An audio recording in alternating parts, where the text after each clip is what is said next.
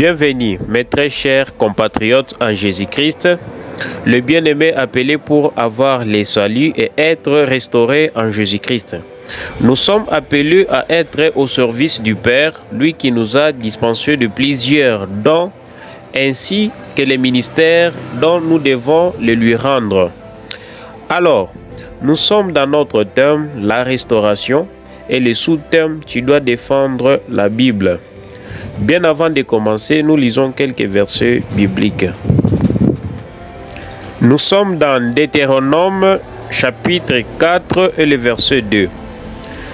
Moïse prit la parole et dit: vous n'ajouterez rien à ce que je vous prescris et vous n'en retrancherez rien, mais vous observerez le commandement de l'Éternel, votre Dieu, tel que je vous le prescris.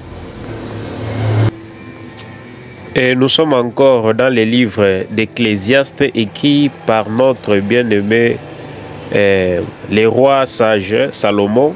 Nous sommes dans Ecclésiaste chapitre 3 verset 14. La parole de Dieu dit: j'ai reconnu que tout ce que Dieu fait durera toujours, qu'il n'y a rien à ajouter et rien à retrancher, et que Dieu agit ainsi afin qu'on le craigne. Nous sommes en Apocalypse 22, 6. Jean sur l'île de Patmos dit: et il me dit, ces paroles sont certaines et véritables. Et le Seigneur, le Dieu des esprits des prophètes, a envoyé son ange pour montrer à ses serviteurs les choses qui doivent arriver bientôt. 7.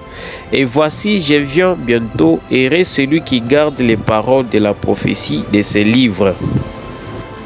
Et pour conclure les versets bibliques, nous sommes dans Apocalypse 18 à 19.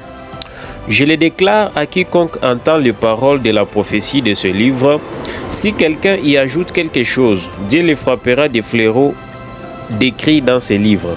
Et si quelqu'un retranche quelque chose des paroles du livre de cette prophétie, Dieu retranchera sa part de l'arbre de la vie et de la ville sainte décrits dans ce livre. Parole du Seigneur. Amen. Alors, chers prédicateurs, où que vous soyez, écoutez,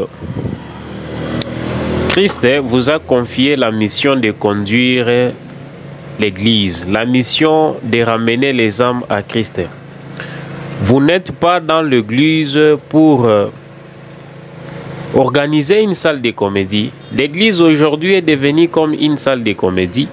Bon, si vous voulez faire de la comédie, changez juste le nom de vos églises, écrivez juste salle de comédie, que les gens commencent à venir là-bas et vous les faites rire à chaque culte que vous avez. Et loin de là, vous trouvez normal de commencer à retrancher la parole de Dieu. Avec quelle puissance, quelle autorité vous détenez de retrancher la parole de Dieu et d'expliquer la parole de Dieu selon vos propres avis, selon ce que vous pensez. Êtes-vous plus que le Saint-Esprit? Êtes-vous plus que Pierre? Êtes-vous plus que les apôtres, Paul? Ceux qui sont marchés selon la parole de Dieu, ceux qui ont écrit la parole de Dieu inspirée du Saint-Esprit. Si tu devais avoir la place de Pierre, tu devais l'être, mais ce n'était pas permis à toi d'avoir la place de Pierre ni la place de Paul pour rédiger la parole de Dieu. La parole de Dieu, c'est le oui et l'amen. Bon, les gens qui viennent à l'église, ils sont là pour recevoir Christ afin d'être sauvés par Jésus-Christ. Ils ne viennent pas pour vos comédies ni pour ce que vous faites à l'église. Soutenez la parole de Dieu. Toi, prédicateur qui m'écoute, je ne sais pas qui que tu es, qu'importe ton âge, qu'importe ton intelligence, ta sagesse. Défends la parole de Dieu. Défends Jésus-Christ. Défendre Jésus-Christ n'est pas aller en dehors de la parole, mais c'est se retrouver dans la parole. Enseigner au peuple de Dieu la Bible. Enseigner la parole de Dieu. Prédicateur, enseigne la Bible. Enseigne les gens les préceptes de ces livres. Chers prédicateurs, pourquoi retrancher la parole de Dieu? Pourquoi amener le peuple de Dieu à vivre dans les retranchements de la parole de Dieu? Bien-aimés dans le Seigneur, vous qui venez auprès des prédicateurs aux églises, je vous dis ceci, pour reconnaître un faux pasteur, un faux prophète, un faux docteur, c'est sur base de la parole. Lorsque votre prédicateur ne s'en tient pas à la parole de Dieu, c'est un faux prédicateur. Il faut reconnaître cela. Quittez son église. Vous allez vous perdre au temps de la fin. Vous allez vous perdre. Le vrai prédicateur, c'est celui qui s'en tient à la parole de Dieu, qui explique les préceptes de la parole de Dieu. Non pas qui explique ses propres préceptes qui viennent de nulle part afin de retrancher la parole de Dieu. On venait de lire les Écritures ici.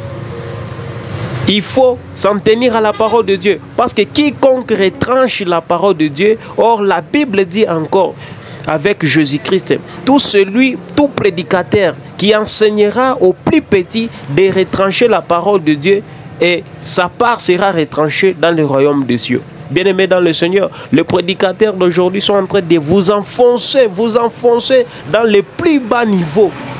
Les plus bas niveaux qu'on ne peut même pas imaginer. Les plus bas niveaux qu'on ne peut même pas imaginer. Et ça va vous amener en enfer. Dis au pasteur, dis au prédicateur, lorsque tu trouves qu'un prédicateur ne se base pas selon le contexte biblique, quittez son église, cherchez l'église, cherchez la confession religieuse où vous trouvez un prédicateur qui s'en tient à la parole de Dieu. Vous savez, la même parole que les prédicateurs prêchent aujourd'hui, c'est la même parole qui va soit les condamner, soit les justifier. Bon. L'exemple est sur le Messie, notre Jésus-Christ qui est mort à la croix de Golgotha. Il prêchait la parole de Dieu. Il prêchait la parole de Dieu aux disciples, aux apôtres. Et c'est cette même parole de Dieu qu'il a condamné, qu'il a amené à la croix de Golgotha. C'est cette même parole qu'il a jugé. Si la même parole a jugé Christ, à combien plus fort raison les prédicateurs d'aujourd'hui? Si la même parole a jugé Christ à la croix de Golgotha, à combien plus fort les prédicateurs d'aujourd'hui? Et sachez ceci, être prédicateur, ce n'est pas avoir de la joie, c'est pas comme un bien précieux là qu'on peut dire, je ne sais pas comment. C'est un bien pour ceux-là qui sont appelés dans les ministères de Dieu, parce qu'ils ne peuvent ni rien faire que s'en tenir à la parole. Mais lorsque tu n'es pas appelé à prêcher la parole de Dieu, ça va chauffer pour toi. C'est compliqué. C'est compliqué. La Bible dit, le jugement commence premièrement dans la maison de Dieu. Si le jugement commence premièrement dans la maison de Dieu, donc le jugement doit commencer par les prédicateurs. Les prédicateurs. Et surtout si le prédicateur est appelé dans les ministères, il sera jugé premièrement avant que ceux qui écoutent la parole soient jugés. Et que dire de toi qui t'es enfoncé dans les ministères pour chercher l'argent, pour chercher les dîmes des gens. Et par après, tu es en train d'enfoncer le peuple dans les ténèbres, d'enfoncer le peuple dans le feu. Parce que lorsque tu n'es pas appelé, que tu prêches la parole de Dieu, tu t'autonomes berger, tu t'autonomes prophète. La fin, c'est quoi? La fin, c'est la perdition. La fin, c'est la perdition. Parce que tu n'as pas un mandat céleste qui te pousse à prêcher la parole de Dieu. Pour prêcher la parole de Dieu, tu dois avoir un mandat céleste. Quel est ce mandat qui te donne l'autorité de te tenir debout devant les gens pour prêcher? Donc, les mandats que tu as, c'est les mandats des dîmes d'autrui, les mandats d'argent d'autrui, des offrandes d'autrui, des serviteurs à l'église que tu cherches.